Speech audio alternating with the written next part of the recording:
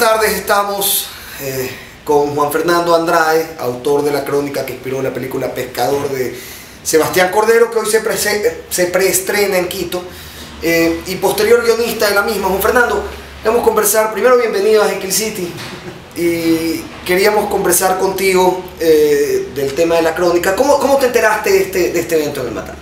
Bueno, muchas gracias por la invitación. Como te decía hace un rato, he hecho méritos para estar en Jekyll City acostado, pero aquí estoy.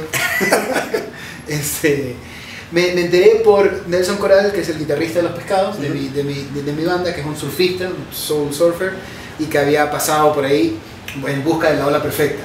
Y se había enterado de esta historia de que los pescadores habían recogido paquetes de cocaína, los habían logrado vender a narcotraficantes que habían ido a buscarlos, y el pueblo había vivido una bonanza efímera pero intensa, ¿no? Entonces, si la cuentas así es como, ¿por qué no hacerlo? Entonces se lo conté a los editores y fui inmediatamente al Natal.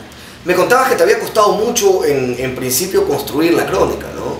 O sea, antes de construirla, incluso conseguir el material para la crónica, porque nadie quería hablar sobre el tema. Entonces yo llegué y las primeras personas a las que entrevisté me dijeron no mucho más de lo que yo había leído en el diario, o sea que no me servía para nada. Y luego lo que hice básicamente fue pasar el día con un grupo de pescadores, jangueando si quieres, ¿no? Pero en un plan que yo ahora viendo para atrás siento que fue como una prueba, ¿no? Que ellos dijeron a ver si podemos confiar en este man o no. Y al final de la noche, ya después de haber comido, después de que éramos medio panas, después de que ya hay esas bromas internas que se construyen a lo largo del día, claro. ¿No? Con cerveza por medio y tal, uno de ellos empezó a hablar conmigo con la condición primero de que no use su nombre real y segundo de que no lo grabe.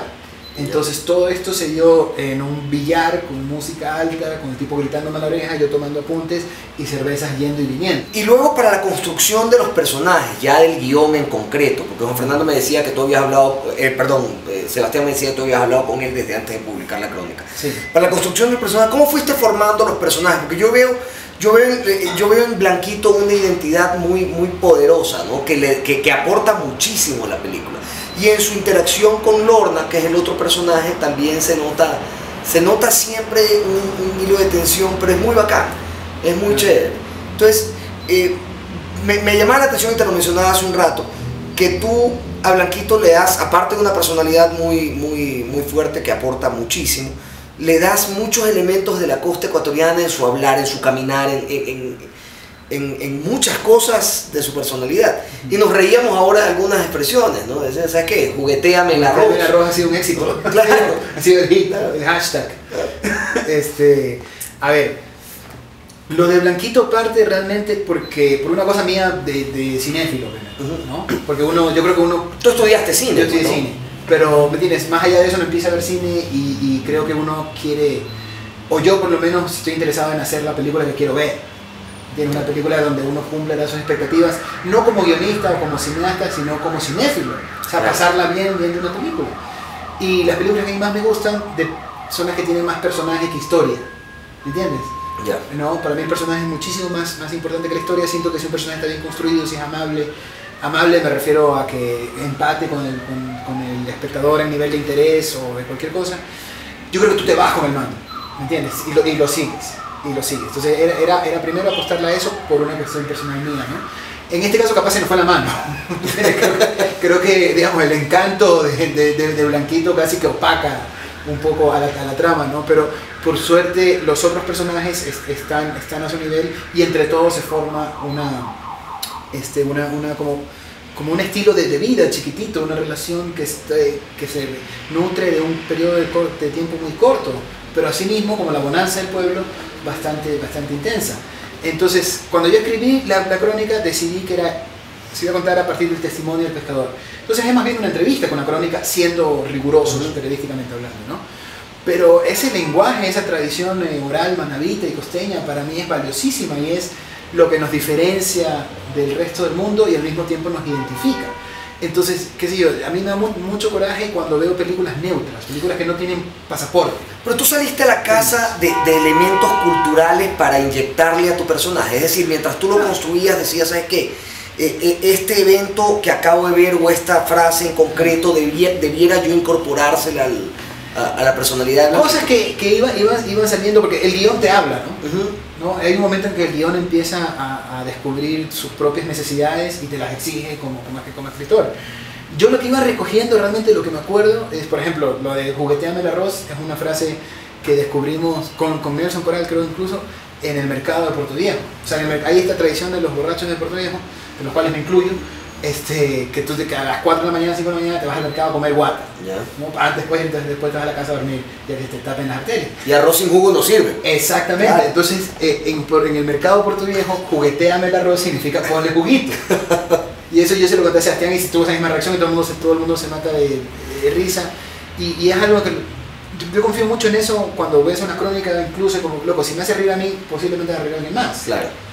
Entonces son elementos muy clave de la cultura manabita, además, porque yo siento que en Puerto Viejo, donde no, qué sé yo, donde no es que el fin de semana te ibas a la ópera o el fin de semana ibas al museo de arte moderno, no sé qué, la gente lo que más tiene para hacer es conversar, y la gente tiene que elucubrar o crear esa conversación de la manera más creativa posible. Y se crean dichos espectaculares y respuestas como en la crónica del pescador original, que yo le decía, pero bueno, ¿qué hiciste en Cuenca? Me dediqué a dar bolsa. Claro. Son de una sabiduría y de una riqueza, de una tradición fabulosa y que primero... Y además contundente. Contundente. ¿No? O sea, nadie dice nada por gusto. Puedes decirlo con afán de hacerte reír, pero no es por gusto. Claro. Y no es una tontería. Tampoco. Fui a correr bolsa, hermano. Eso fui a hacer. Exactamente. Y eso claro. Y yo sentía que ese tipo de cosas iban a poder forjar la personalidad de Blanquito y al mismo tiempo conectarla con la gente que lo fuera a conocer al cine. Porque para mí ir a ver una película es conocer a alguien, ¿no? Conocer a un personaje. Y el pescador, lo que más me enorgullece es eso, que uno sí siente que conoce a Blanquito cuando termina. Entonces son... Sí, es un personaje muy transparente. Es muy transparente y claro, a ratos un poco ingenuo, pero a ratos también medio sabido, a ratos... A mí lo que más me gusta es que no siempre es lógico y es muy contradictorio, que a mí me parece una cosa totalmente humana. Y es incluso cauto en su ingenuidad. Sí. No sé si te das cuenta, es un tipo que le teme a su propia ingenuidad y se mantiene a buen recaudo de ciertas situaciones. Pero es que también es un tipo como es un clásico de Manabí, me imagino que de toda la vida en provincias, ¿no? De que uno sale y como los costeños somos soberbios, somos chéveres, ¿no? Uno cree que se la sabe y no se la sabe, pues. Y te das duro. Es que el que se la sabe en el Matal no se la sabe en Guayaquil. Exactamente, claro. y él sale y en Guayaquil, sobre todo en Guayaquil, que sale herido, no sé qué, va de tumbo en tumbo. Y a mí me encanta que lo aprende por experiencia. No son estos manes que tú ves en las películas y que sientes que, digamos, los que sientes la presencia de un guionista casi que hablándole al oído. Claro. ¿Me entiendes? Es un tipo al que le tienen que pasar cosas para aprender. Y de eso depende el desenlace, ¿no? Cuando él finalmente toma una decisión a raíz de un hecho que ya lo afecta directamente. Buenas noches, estamos con Lisandra Rivera, productora de Pescador, la última película de Sebastián Cordero, que nos ha regalado unos minutos luego de la proyección de preestreno de la película en Quito. Te quería preguntar qué desafío representa una película de carretera para producción. Porque un poco la locación fija es mucho más sencillo, ¿no? Son pocas cosas que arreglar y una película de andar siguiendo por carretera el rodaje es un poco más complicado. Claro, mucho más complicado porque tienes que cuadrar, los hoteles, los transportes, entonces claro, cambiar todo eso para 40 gentes es muy complejo. Y en la peli, el auto donde va Blanquito y donde se van por todo el país, ese carro no podía correr de ciudad en ciudad, entonces ese carro se transportaba en una plataforma que tenías que contratar cuando te movías de ciudad en ciudad y eso cuesta un billete, entonces tenías que tener como todo muy milimétricamente cuadrado, claro. Entonces el problema es que claro, no te puedes atrasar, el rato que te atrasas es un problema, entonces digamos eso era como mantener el ritmo y lo planificado era como la prioridad, es mucho más complicado. Sabes que después de la entrevista que le hice a Sebastián en el Matal, me quedé con una duda y esa es una pregunta que te voy a hacer. ¿Cómo consigue producción que los habitantes del Matal participen en una película sobre un evento del cual no querían hablar? Es decir, es un evento que tenía un secretismo absoluto cuando Juan Fernando fue a hacer la crónica, claro. Cuando Sebastián fue para el Matal a buscar la historia, digamos, a concretar la historia. ¿Cómo conseguiste que esa gente finalmente ingrese a la película y sea parte activa de ella? Bueno, contratando 2 muy buenos asistentes de dirección. Digamos, tenemos la asistencia de dirección, tienes una persona que se encarga concretamente de lo que se llama el segundo plano.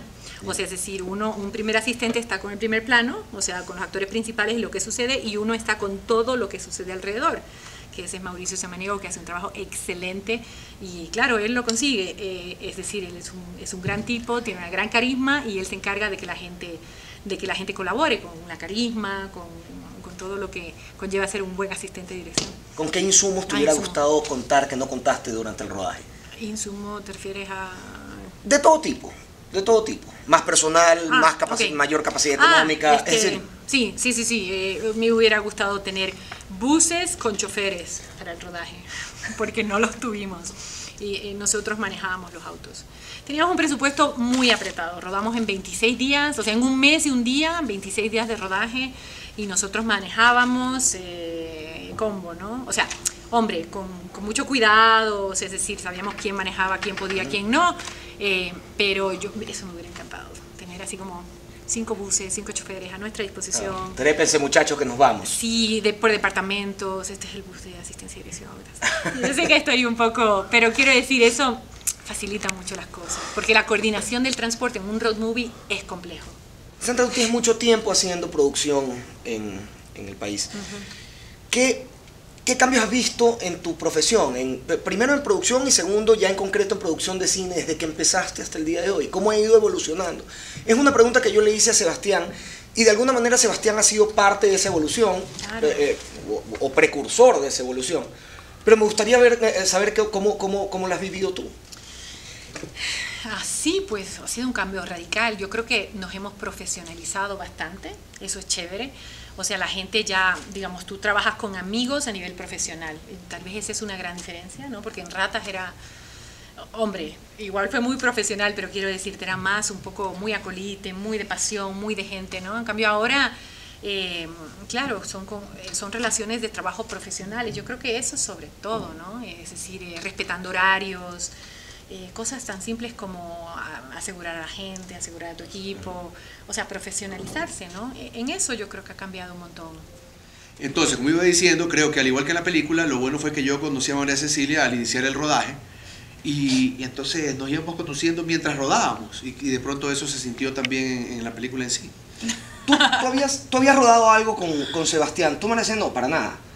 Pero era ¿No amiga lo de Sebastián, ¿no? Sí, sí lo conocían, sí, habían estado bebiendo en un Cero Latitud, ¿verdad? Es verdad, efectivamente. Y tú tuviste una línea pequeña en Crónicas. En Crónicas. Pero explícale a la cámara tú por qué cuando hay una fiesta de rodaje te pones a poner música. Soy muy pesada en todas las fiestas, pero no solamente en las fiestas de rodaje, en las fiestas caseras, en toda parte. Ah, sí. Se pone a poner música y si no es que lo amerita, baila. Pero si no, pero no hay, y a pesar de que a mí me parece que María C tiene una línea de conversación profunda y belleza, la man opta por bailar y poner música, entonces no socializa. No participa más allá de la cabina de... En cambio, yo siempre estaba chupando y esperando conversar con ella, ¿sí muerdes? Y era difícil. Pero yo veo una dinámica muy chévere en todo el equipo de Pescadores. No, claro. Y como que también me fastidia un resto tener que escuchar música. Es como que, mira, hay un momento en la fiesta en donde nadie le pone atención a la música. Y toda la gente está socializando con música, a veces que son muy malucas de socializar, y nadie repara en qué está sonando. Y de repente todo el mundo está, no sé qué, tal, emotividad, no sé qué, trago, esto, lo otro, baile, y de repente es que hay una cosa que es que uno dice, por favor, que alguien ponga atención. Por ejemplo, Sebastián es una persona que también tiene una afinidad muy especial por la música, ¿no? Definitivamente. Y en este proyecto fue interesante porque él tenía siempre unos muy buenos discos en el carro, y como nosotros siempre andábamos en el carro, porque nosotros nos movilizábamos en camioneta. En convoy, de 8 carros. O sea, eso quería preguntarles, ¿qué tal la experiencia del rodaje de carretera? Bueno, ¿no? Chévere, muy interesante. Yo me sorprendí un momento en el que Blanquito, en realidad porque Andrés no iba de Andrés sino de Blanquito y yo iba de Lorna haciendo los viajes, de repente Andrés tenía que ir al monte a orinar y fue como que ¿qué pasó? Paramos. Paraban No, paraban todas las... ¿Y qué pasa? No, es que Andrés está orinando. ¡Las cámaras! ¡Vamos a caravana. Y que yo decía, pero ¿cómo así? Y Andrés por allá, Andrés, no termines. Y el otro por allá de espaldas. Me daban agua. Para que siguiera orinando porque querían grabar. Y era como que, claro, y era como que era muy espontáneo y muy documental y muy chistoso porque era una caravana de carro esperando que... Y agotador, supongo. Pues más bien divertido e inesperado, Sí, porque sí, una fue cansado cosa es igual. estar maquillado, peinado y vestido en una locación y otra cosa es viajar de Manaví a Manta, de Manta a Guayaquil, de Guayaquil a Quito con el vestuario, en el carro también. ¿Sabes? Claro, porque era muy así, ¿sabes qué? Yo me había olvidado totalmente y tú me has hecho acuerdo de ese tipo de cosas. Sobre todo porque... Estamos como siempre listos para rodar en algún momento de cualquier cosa que pase en el camino. Momento. Entonces, por ejemplo, había días en que teníamos había los días en los que viajábamos no rodábamos. Sin embargo, todo el mundo estaba en actitud de no rodar y los actores vestidos. Esperando a ver si pasaba cualquier cosa. ¿Y cosa. es el rodaje más largo en el que han estado ustedes dos? Esperando a ver si Sebastián... Para mí sí. ¿Qué? ¿Es el rodaje más largo en el que han estado? Andrés dice que sí. ¿Tú? Fue 4 semanas, yo nunca he rodado 4 semanas en un largo. No, yo estaba en rodajes más largos. Más largo. Sí. En el arriero, Lo que ¿cuánto pasa tiempo es que rodaste? 3 meses. 3 meses. Porque era como con desplazamientos muy grandes. Pero no, ¿sabes qué? No, el tema yo no creo que fuera largo, sino que como todos teníamos que movernos y era como... Normalmente, mira, en el rodaje tú tienes llamados, entonces grabas hoy y luego grabas en 15 días. No, esto era la misma familia, el mismo parche, moviéndose todos los días, viéndose para desayunar, era como... Hubo momentos sindical y todo, ¿no? Sí, hubieron momentos sindicales. Momentos sindicalistas, o sea, hubo momentos, era porque nos tocaba movernos a todo así. Y era complicado, era fuerte. Claro, eso es justamente eso. Pues era una convivencia, con lo bueno y lo malo. Además, porque lo que te digo aparte porque además era cambiar de pisos térmicos también, era salir, era con la misma ropa de Guayaquil, llegar al Chimborazo muriéndonos del frío. Una locura. Bravo, nadie se muere. A mí me dio mucho Pacheco. Te dio soroche. Aparte porque grabábamos en el semejante Pacheco con el carro ese descapotado de Fabricio, ¿te acordás? Terrible esa nota. Sí, todos así súper tapados y nosotros con el vestuario ahí en el Chimborazo. Sí, Cordero sí nos castigó igual. ¿A ti te castigó? Sí, a mí me castigó mucho, pero ya, pues yo estaba entregado. Está entregada. Hay anécdotas asquerosas, de verdad. En el puti, ¿quién fue? ¿Vos grabaste en ese puti? Yo grabé en tres chongos grabé. Y alguien metió un pie en una papelera llena de condones usados de un prostíbulo. Sí. ¿Quién fue ese? Fue un gran augurio eso. Cuando alguien pisa semen, todo va a salir bien. De repente, ¿quién fue? No digamos quién fue, pero me parece que empezó a caminar para atrás con todo el equipo haciendo la toma y metió el pie y dijo, ¿pero qué es esto? Y era una cosa de basura llena de condones de... Claro, sí. Qué inmundicia. Estuvo lindo, fuerte. la verdad. Pero momento. ¿Cómo construyes tú un personaje tan diametralmente opuesto y creas la interacción entre ambos? Porque todos tenemos necesidades y empatamos muy frecuentemente en el sufrimiento, pues. ¿Sí me explico? Sí. Es decir, la gente se une en situaciones extremas. Coincidieron dos necesidades y una oportunidad. Nadie hace una teletón porque Ecuador clasificó al mundial. ¿Entiendes? Nadie hace una teletón cuando hay un terremoto, cuando hay una cosa así. Claro. Ya. Entonces, acá pasa algo igual. Lorna, que no tiene ninguna intención erótica con Blanquito, ni mucho menos, que no es ese personaje femenino que usualmente suele ser la carga sexual en una película de narcos, ¿no? Entre comillas, se identifica con él porque está igual de desesperada y se siente igual de abandonada por las circunstancias, diría yo. Tiene a su hija en Colombia, no puede volver, está atada a un hombre al que no quiere estar atada, ¿no? Y ahí dice, como este man y yo estamos igual de jodidos, nos podemos dar la mano. Y resulta ser muy... No son las tierras del paraíso, es un ser humano de carne y hueso que tiene complicaciones y necesidades, y se encuentran en lo que yo te decía, hacen coincidir dos urgencias en una sola oportunidad. En una sola oportunidad, esa es una gran manera de ponerlo. Hay una escena que a mí me encanta, que es cuando están yendo en la gabarra del Matala, sería, bueno, en este caso sería de Manta Guayaquil o algo así. Y que Lorna está atrás y Carlos Valencia se le empieza a burlar del papá, que es genial Carlos en ese momento, ¿no? Ese es de los peores. Dice que es prefecto de Guayas y tal.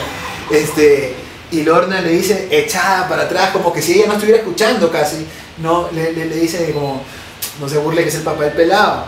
No, eso para mí es clave, podría parecer una tontería, pero es una man que ya tiene respeto y cierta consideración por el personaje con el que se va a ir. Y el otro es muy costeño. Le contesta algo así como, Y a mí qué me importa si las cosas hay que decirlas como son. Claro, claro, exactamente. Y Fabricio siempre está ahí, lo mencionamos ahora en la rueda de prensa, es una omnipresencia, es casi un testigo, ¿no? Hasta el final, bueno, que ya no lo vamos a revelar, pero hasta el final donde toma parte. Pero ponte, tenemos esa escena y cuando llegan a Guayaquil, cuando Lorna ya ha hablado con su hija y tal, Blanquito ya como que se le va encima, ¿no? Dice, ya me encachiné, ya tengo una biela, creo que es japonesa o belga en la mano, una cosa así, vámonos a joder, ¿no? Y ahí es como, loco, aguanta, ¿me entiendes? Que yo haya sido solidaria contigo no tiene nada que ver con una atractivo sexual o lo que sea. Entonces esas reacciones son, a mi parecer, bastante humanas. Y lo hace también desde una posición de supuesta superioridad sobre él. Claro. Y entonces tienen esa pelea y luego llega él, pero la colita con la herida, ¿me entiendes? Entonces estas cosas que uno por fin aprendió, ¿no? De ver tanta telenovela mala. Bueno, a ver, para concluir, yo diría que el guión es literalmente una guía, ¿no? Yo no creo que el guión se escriba en piedra, ¿me entiendes? No estoy con esa tradición de que nada se puede mover o modificar, más bien al revés. Es un guión que se escribió pensando en la improvisación siempre. Y la verdad es que todo eso del que hemos hablado, la construcción de personajes, la trama, el que no dependa de un hecho violento o de sangre para poder comunicarse, se terminó de escribir, porque para mí eso es escribir en vivo, con la llegada, bueno, primero con Sebastián y segundo con la llegada del elenco, ¿me entiendes? Cuando la primera vez que Andrés vio el guión, que nosotros no sabíamos si lo iba a aceptar o no, pero cuando vio el guión, creo que estaba un poco preocupado porque Blanquito sí le parecía medio cojudo, ¿no? Y entonces creo que al treparse Andrés a ese personaje le dio justo la medida que necesitaba de sabiduría costeña, de viveza criolla, ¿me entiendes? Que eso es un poquito menos de la bacanada, está así un pelito de la bacanada, pero a mí eso me parece realmente importante y es como... Despertó un chance el personaje. Despertó un poco el personaje y hay muchas frases, hay una frase que a mí me encanta cuando están justo en Guayaquil, que le dice, yo quiero vivir lo que me toca.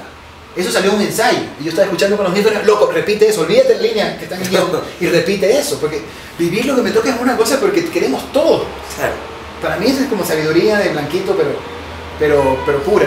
Entonces, además lo que te toca es algo tan subjetivo, es decir, tú quieres que te toque algo y te convences de que eso es lo que te toca, ¿no? Y eso es lo que quieres vivir, lo que te toca. Y esperas lo mejor, ¿no? Claro. Esperas lo mejor.